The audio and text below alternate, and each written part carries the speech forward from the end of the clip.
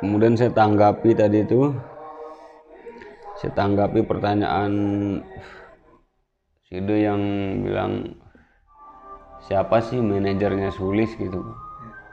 Karena banyak banget yang aku jadi manajernya, pertanyaan tadi kan. Saya no comment di situ. Saya nggak bakalan no comment. Saya nggak bakalan komen di situ. Artinya begini. Ketika orang berasumsi saya adalah manajernya Sulis, saya adalah produsernya, ya silahkan mereka boleh berasumsi seperti itu. Kan nggak ada larangan siapapun boleh berasumsi.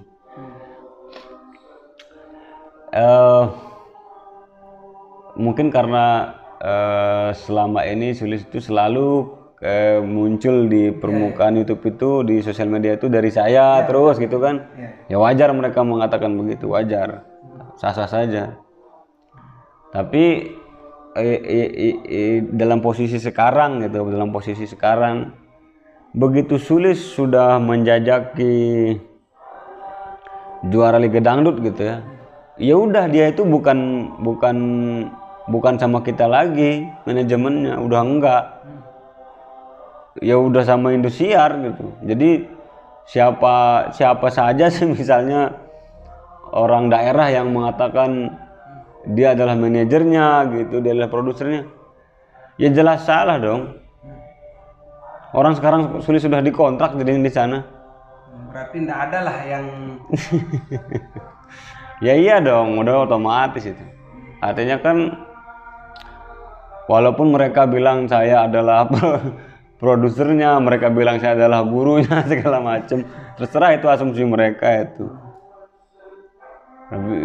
Yang pasti itu jawabannya adalah manajemennya di sana sekarang, manajemennya di bawahnya Liga Dangdut. Itu manajemennya sekarang.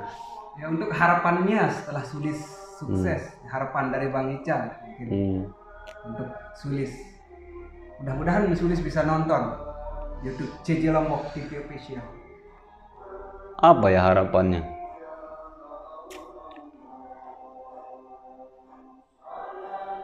Harapan? Ya, karena banyak yang komen di channel saya itu fans Sulis itu yang mengatakan Sulis itu jangan sombong seperti itu. Mungkin itulah. Tadi kan sudah saya bahas itu. Jadi Sulis itu sudah mempelajari tentang karakteristik seorang entertainer dalam sebuah manajemen. Salah satunya tadi itu adalah tentang star syndrome yang akan tumbuh. Udah dipelajari sama dia, sudah kita kasih edukasi dari awal. Udah bisa dia tuh paham nih, nggak mungkin di star syndrome. Bukan harapan sih sebenarnya ya.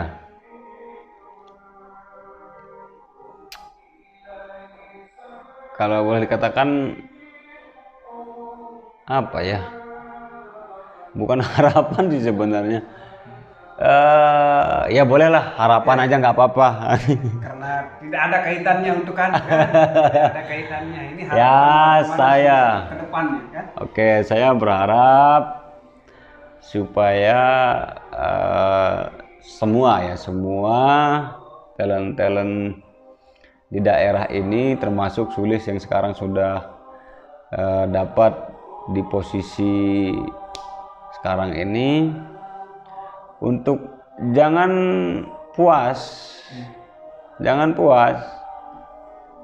Ini bukan level tertinggi, bukan. Ini awal. Ini adalah awal. Kemarin dia sudah banyak di daerah, sudah banyak yang kenal, sudah mencapai posisi yang tinggi di daerah. Sekarang ini levelnya beda. Ini adalah awal untuk menjadi lebih baik. Jadi jangan puas dulu. Masih banyak nanti itu rintangan yang lain. Dan lebih besar rintangannya nanti. Dan unek-unek saya lah ya, unek-unek aja, bukan harapan gitu. Unek-unek aja. Sulis bikin lagu gitu, bikin aja lagu, nulis. Sulis itu nulis, lirik aja dulu. Nanti pelan-pelan itu baru nanti bikin tabulasinya segala macam. Berkarya, itu maksud saya. Jangan covering terus. Harus ada. Karena karya itu yang akan melekat pada diri kita. Itu intinya. Karya itu yang akan melekat pada diri kita. Ini yang menarik Bang, Abang sudah sampaikan tadi, tapi tidak ada di video. Masalah jual beli lagu. Maksudnya gimana? Yang Abang kan tidak banyak yang sudah menawarkan untuk membeli karya Abang atau lagu Abang itu. Apa yang membuat Abang tidak mau menjual lah, istilah bahasa kasarnya? Oke. Ya kalau nilainya tinggi ya saya jual kalau nilainya besar. Ya. Kalau nilainya besar ya saya jual gitu. Tapi sebenarnya enggak. Prinsip ada saya tanam pada diri saya itu, saya tidak akan pernah menjual karya saya. Enggak akan pernah itu. Karena saya rasa karya itu seolah-olah apa ya? Seolah-olah anak saya lah. Seolah-olah karya itu sebagai anak saya itu. Karya itu. Dipinjam boleh, disewa boleh, dikontrak itu boleh, silakan. Tapi untuk dijual itu enggak. Karena karya itu adalah investasi itu. Semisal begini, saya membuat jalan raya supaya orang bisa jalan lewat situ. Pahalanya banyak tuh jadinya. Kalau kita jual jalan itu, Terputus. berarti udah menjadi milik orang secara pribadi. Terputus jadinya amal itu. Kan begitu. Begitupun juga karya itu. Saya berkarya untuk diri saya sendiri dan pendengarnya. Siapapun yang mendengarnya. Hasilnya itu akan saya terima selama-lamanya. Begitupun juga tadi kan. Perumpamaan tadi itu, amalnya itu jalan sampai saya mati gitu. Itu alasannya kenapa saya tidak jual lagu saya. Walaupun saya mati nanti, anak saya yang akan dapat hasilnya. Gitu sih. Itu alasan yang kesekian, bukan alasan utama. Alasan utamanya adalah kenapa saya tidak mau menjual karya saya. Karena boleh dikatakan apa ya, saya itu adalah manusia yang sangat mencintai karya. Tadi saya bilang seolah-olah karya itu anak saya. Karya itu adalah pemberian Tuhan kepada saya. Pemberian Tuhan itu murni dari Tuhan diberikan kepada saya. Saya harus jaga dia amanat itu. Karena seni ini adalah titipan Tuhan sebenarnya, seni itu. Karena kan muncul dengan sendirinya itu. Makanya saya anggap seni itu adalah sesuatu yang sakral. Sakral banget dia, makanya saya enggak mau ngejual sesuatu yang sakral. Dipinjam boleh, silakan. Siapapun yang mau nyanyikan. Kalau masalah pembuatan lagu, Bang, di mana yang paling sering tidak pas buat lagunya itu? Di sering mananya? Yang sudah buat lagunya. Pas lagi ngapain? Apakah ada waktu membuatnya? Tempat-tempat yang sesuai dengan judul ya, sesuai dengan merek grup band saya, merek DUA gitu ya. DUA itu kan diambil dari kata doa, bahasa Arab, doa, berdoa. Jadi saya bikin lagu itu paling sering itu setelah saya sholat, setelah saya berdoa.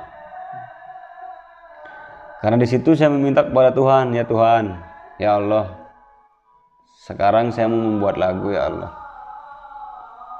Berikanlah ilham itu pada saya, baguskan tulisan saya. Udah, itu aja. Kalau saya rasa dia bagus, sudah bagus gitu. Terserah nanti orang bilang bagus apa enggak. Itu aja. Makanya itu salah satu juga alasan saya kenapa saya tidak mau jual lagu. Karena ini benar-benar murni kesenian. Bagi saya itu kesenian adalah sesuatu yang sakral. nggak boleh dinoda-nodai, jangan dinoda-nodai kesenian itu.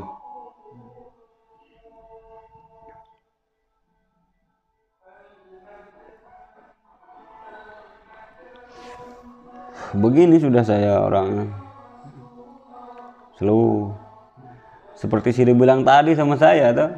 Sebenarnya dibilang saya orangnya cuek segala macam, enggak. Siapa bilang saya cuek? Mungkin dia enggak pernah ngomong sama saya, orang itu yang bilang saya cuek itu. Mungkin karena dia enggak pernah berhadapan sama saya. Berarti si dia akan menerima siapapun yang mau silaturahim. Betul. Betul, dengan sangat ikhlas ya, siapapun itu. Siapapun dia, selalu saya welcome. Dari kulit manapun, dari ras manapun, selalu saya terima. Banyak juga teman-teman dekat saya yang non muslim, dan silaturahmi saya tetap baik dengan mereka. Nah, kita kembali ke lagu Atas Kuade Bang ya. Apa sih yang menginspirasi Abang sehingga membuat video di menjelang subuh lah? Kebetulan itu namanya. Kenapa enggak dibuat pas siang hari begitu kan? Biasanya yang lain-lain kan. Nah, seperti itu. Banyak. Satu, make upernya nggak bisa make up pagi. Yang kedua, jam sekolahnya kan, Sulis kan pulang sekolahnya jam 5 sore, berarti dia akan make up selesai maghrib gitu. Kalau dia make up selesai maghrib, berarti selesainya adalah jam 8 atau jam 9. Oke? Setelah selesai make up, barulah kita akan setup gambar itu dulu. Kita setup dia.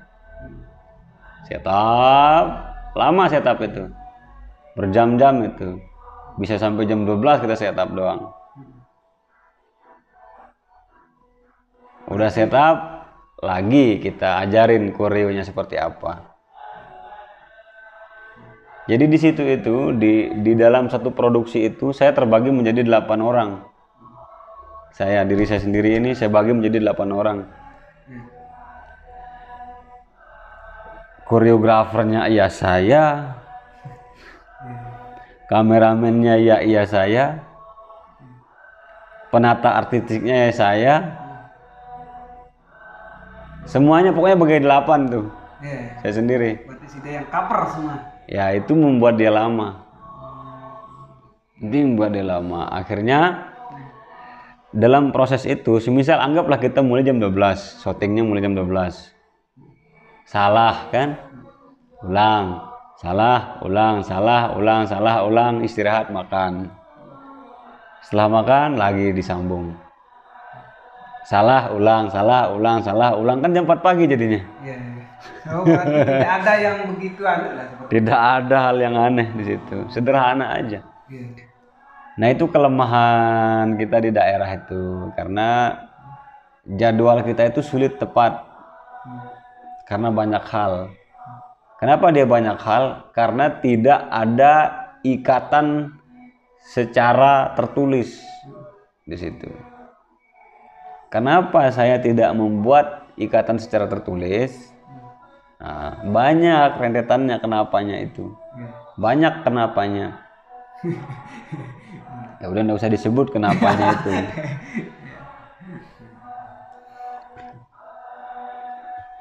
Kalau tadi kan sempat ditanyain juga ke saya itu, siapa yang danai gitu kan? Ya murni semua karya saya itu yang danai saya sendiri. Di sini tuh tidak ada eksekutif produser. Eksekutif produser namanya yang mendanai itu. Di sini nggak ada istilah produser, eksekutif produser, nggak ada. Kita hanya sebatas partner doang semua. Jadi yang mendanai semua itu ya saya sendiri. Ya, makanya teman-teman ini kadang-kadang bingung dia. Waduh, ngabisin duit aja, dia bilang. Gak apa-apa. Tadi udah saya bilang, kesenian itu adalah sesuatu yang sakral. Korbankan hartamu untuk sesuatu yang sakral, korbankan dia, jangan pelit. Yang pada akhirnya kan Tuhan akan mengijabah semuanya kan. Nggak mungkin Tuhan itu tutup mata. Kalau memang kamu berkorban, pasti kamu dapat hasilnya. Begitu. Itu aja intinya. Sederhana bro, santai aja. Tadi kan kita makan salak sama-sama satu tadi. Terima kasih Bang, ini kan tadi saya diberikan satu salak ini. Padahal baru ketemu bro, baru ketemu ini sama Bang Ican, tapi alhamdulillah beliau begitu terbuka lah, termasuk sama siapapun yang mau berkunjung ke pondok beliau akan terbuka. Jadi kalau di lagu ini Bang, yang paling berkesan menurut Abang di semua lagu ciptaan Abang, karya Abang, yang paling berkesan? Yang saya buat 3 bahasa itu. Itu lagu saya buat prosesnya itu 6 tahunan lebih. Proses rekamannya loh yang 6 tahun lebih. Beberapa kali ganti vokalis itu. Lagu itu. Berarti sebelum dibawakan oleh, kita sebut aja Risa. Iya, nggak masalah, kenapa? Risa berarti sudah dinyanyikan oleh orang lain. Iya. Itu sempat hilang dulu data itu di tahun 2012. Hilang data itu karena ada saya kerusakan harddisk waktu itu. Hilang data itu. Rekam ulang lagi dia. Dengan vokalis yang berbeda. Itu 6 tahun saya kerjakan itu lagu itu baru dia bisa keluar itu. Itu pun pada saat itu sebenarnya belum waktunya keluar lagu itu. Belum, itu keluarnya itu di album ketiga apa album kedua kayaknya itu. Album ketiga kayaknya itu tempatnya keluar. Tapi dia bisa keluar di album ke-1. Nah, itu sesuatu yang aneh itu waktu itu. Makanya saya bilang dengan segala pertimbangan saya keluarkan lagu ini saya bilang. Padahal itu di album ketiga dia itu. Itu sejarah saya asli itu dengan almarhum istri saya. Oh, berarti Bang Ical sudah namanya asli itu 2 kali menikah lah. Bukan. Jadi ada sesuatu yang fiktif juga saya masukkan di situ. Ada sesuatu yang fiktif. Saya kolaborasikan dia dengan yang asli, yang realita. Jadi ada dua kisah di situ itu. Ada kisah asli dan kisah palsu yang saya masukkan dalam cerita lagu itu. Jadi kisah aslinya itu ya itu tadi dia bilang ke Moskow ndek tetu itu kan. Terus kisah aslinya juga di situ, bersamamu ku berarti, karenamu aku menjadi. Nah itu kisah asli saya juga itu. Pengalaman pribadi. Iya. Dulunya saya sering ngamen dulu, saya pengamen jalanan. Begitu saya ketemu dengan almarhum istri saya itu, dia satu-satunya orang yang bisa membuat saya berhenti ngamen. Nah itu makanya dibilang karenamu aku menjadi. Menjadi apa? Menjadi baik. Yang tadinya saya anak jalanan menjadi berhenti di jalan. Makanya dibilang karenamu aku menjadi. Bersamamu aku berarti. Sebelumnya nggak ada orang mau peduli sama saya. Karena saya orang jalanan, saya ngamen. Setelah saya ketemu sama dia, saya menjadi berarti. Nah kemudian ke Moskow ndek tetu. Segala macam itu kan. Ke Moskow ndek tetu segala macam itu. Dulu almarhum istri saya itu sebelum saya menikah sama dia itu dia udah tunangan. Dia udah tunangan dengan orang lain. Waktu itu dia udah tunangan dengan orang lain. Nah saya nggak tahu saya dia udah tunangan. Akhirnya di suatu saat itu dia lebih memilih saya. Gitu. Jadi ternyata selama saya pacaran sama dia itu almarhumah itu, ternyata dia senyum senang itu, ternyata dia bukan senyum yang bahagia banget. Ternyata ada sesuatu yang disembunyikan, sesuatu yang dia merasa berat gitu karena dia udah tunangan dengan orang lain tapi dia lebih memilih saya. Nah itu tempatnya kaum muslimin di itu realita semua, itu lagu itu isinya we have to say segala macam. Itu kan dia jago bahasa Inggris, istri almarhum itu. Dia itu juara 1 bahasa Inggris, jago dia bahasa Inggris. Jadi dia yang nulis itu bahasa Inggris itu. Saya mana bisa bahasa Inggris. Dia yang nulis. Jadi waktu 2011 itu dulunya lagu itu cuma 2 bahasa, Indonesia Sasak aja. Nah pas 2011 itu ada pengembangan lagi menjadi 3 bahasa. Sedang mati lampu waktu itu maghrib, habis sholat maghrib tuh mati lampu, pakai lilin nih. Di sini sudah di ruangan saya yang di sana di dalam. Ya di studio sana. Nah di situ pakai lilin kita berdua, bertiga sama anak saya yang perempuan. Bertiga, anak saya kan masih kecil, masih digendong-gendong. Nah itu saya nyanyi sama dia, nyanyi. Mama, coba kamu gabung dia ke bahasa Inggris. Saya maunya itu seperti ini kisahnya, bikinin kata-katanya itu bahasa Inggris. Dia langsung bikin. Oh ini dia sambungannya, udah. Coba kita nyanyiin.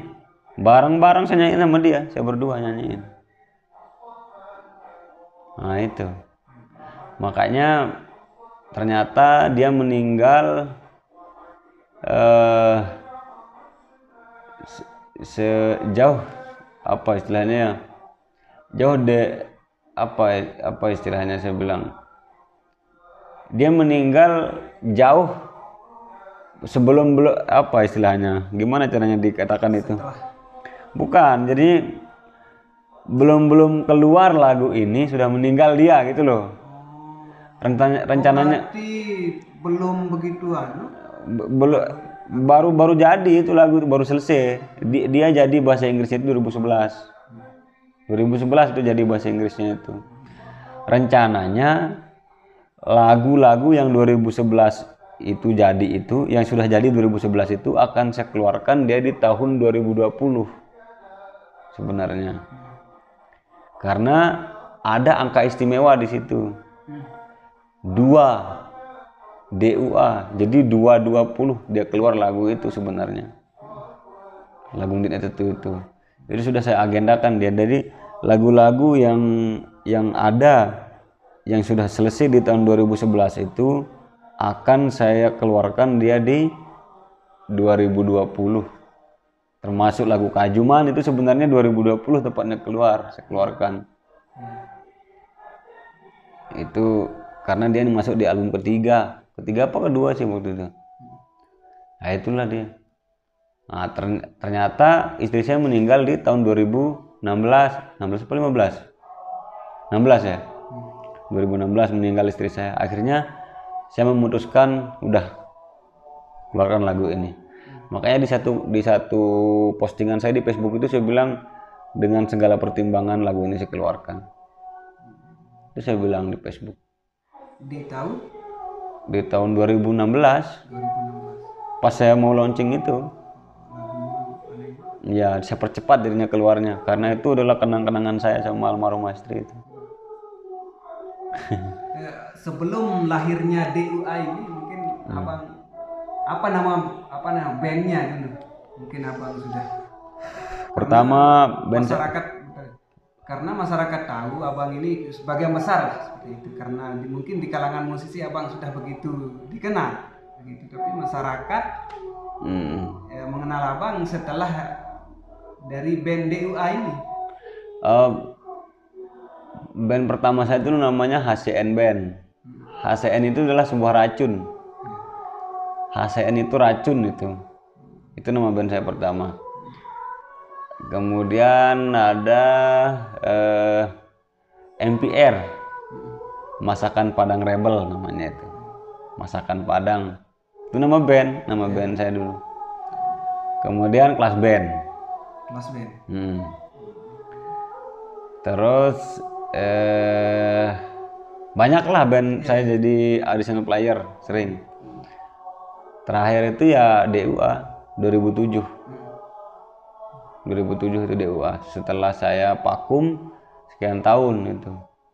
Saya vakum dari kelas band tuh 2005 vakum. Ya udah sekian tahun, 2 tahunan itu vakum. 2007 saya bikin DUA. Kenapa dia DUA? Angka 2 pertama, angka 2 maknanya. Kenapa dia angka 2? Saya berdua dengan komputer saja, solo soalnya waktu itu. Nah, kemudian makna filosofis yang lainnya DUA itu adalah doa, berdoa, doa bahasa Arab, doa gitu. Jadi DUA, makanya ditaruhin titik. Do, baris dapen, U, A, alif. Berarti itu maknanya. Oh, bukan alif, ain. Doa gitu dia. Berarti inilah dia penjelasannya tentang apa namanya nama band DUA itu, bukan dua semata-mata dua, tapi ada filosofi yang DUA, doa itu maksudnya, berdoa. Nah, itu sejarah singkatnya.